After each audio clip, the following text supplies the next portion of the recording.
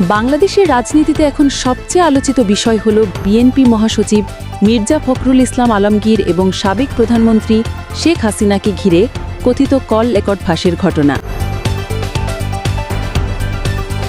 বিভিন্ন সোশ্যাল মিডিয়ায় কয়েকটি অডিও ছড়িয়ে পড়েছে, আর এগুলোই নিয়ে দুই পক্ষের মধ্যে তর্ক বিতর্ক চলছে। কেউ বলছে শেখ হাসিনার গোপন ফোনালাপ বাইরে এসেছে, যেখানে তাকে কঠোর নির্দেশ দিতে শোনা গেছে। আবার অনেকে মনে করছেন এসব অডিও আসল নাও হতে পারে, রাজনৈতিক উদ্দেশ্যে বানানোও হতে পারে।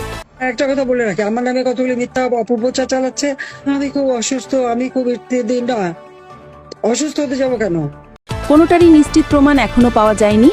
একই সময় মির্জা ফখরুলকে ঘিরেও নতুন বিতর্ক উঠেছে। অভিযোগ করা হচ্ছে তিনি নাকি আগের সরকারের সঙ্গে ফোনে কথা বলে খালেদা জিয়ার পেরোল বা কিছু রাজনৈতিক সুবিধার বিষয়ে কথা বলেছেন। তবে ফখরুল নিজে এসব অভিযোগ সম্পূর্ণ অস্বীকার করে বলেছেন, যদি কারোর কাছে কোনো রেকর্ড থাকে তাহলে সেটি প্রকাশ করুক।